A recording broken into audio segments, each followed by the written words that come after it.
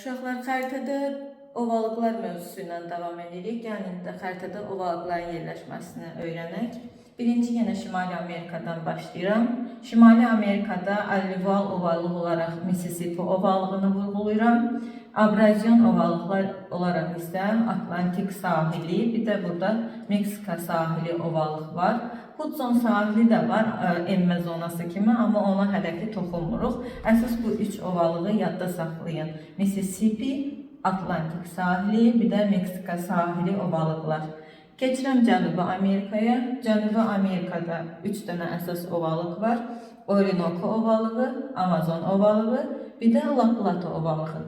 Orinoco, Amazon və La Plata ovalığı hər üçü alluvial ovalıqlardılar, yəni çay çöküntüləri ilə yaranıblar və Orinoco ovalığı Orinoco çayında, Amazon ovalığı Amazon çayında, La Plata ovalığı isə Parana çayının hövzəsində yerləşir.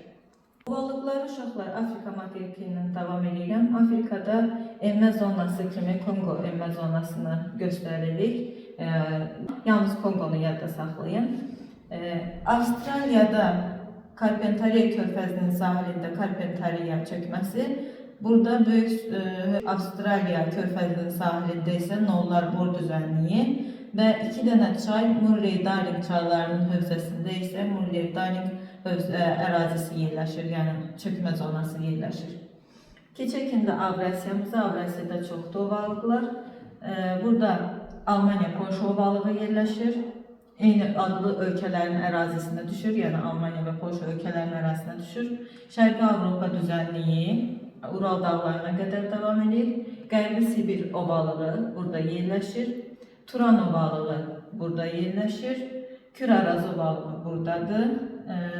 Dunay hövzəsidir, bəzən deyilir aşağı Dunay olaraq. Sonra burada Po çayının hövzəsində Padan ovalığı yerləşir.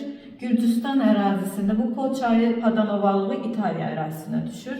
Kolxida ovalığı isə burada Gürcüstan ölkəsinin ərazisinə düşür. Orada Kolxida və Kaxetiya ovalıqları var ki, Gürcüstan orada çay plantasiyaları əkibdir. Bizdə isə Kür-Araz ovalığı düşür. Aşağı burada Mesopotamiya ovalığı yerləşir. Dəclə Fərat çaylarının hövzəsindədir. Bildiyimiz kimi Dəclə Fərat çayları da birləşəndən sonra Şətül Ərəb olaraq İran körfəzinə tökülür. Turan ovalığını dedim, o da Qaraqum, Qızılqum səhralarında yerləşir və bu eol mənşəli ovalıqdır, yəni küləyin, səhranın yaratdığı ovalıqdır. Uşaqlar, ümumiyyətlə səhra ərazisinə düşən ovalıqlar eol mənşəli ovalıqlar hesab olunur. Hindistanın şimalında olan isə Hind və Qanq çaylarının hövzəsində Hind-Qanq ovalığıdır. Çay hövzəsi olduğuna görə bu ovalıq alluvial ovalıq hesab olunur. Xanxı və Yansızı çayının hövzəsində Çin ölkəsinin ərazisində Böyük Çin düzənliyi, Böyük Çin ovalığı yerləşir. Burada Mekong çayının hövzəsində isə elə Mekong düzənliyi, Mekong ovalığı yerləşir.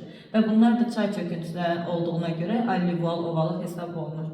Ümumiyyətlə uşaqlar diqqət elədinizsə, bütün ovalıqları sizə yaşıl rənglə göstərdim. Yəni yaşıl rənglər xəritədə ovalıqları ifadə edir.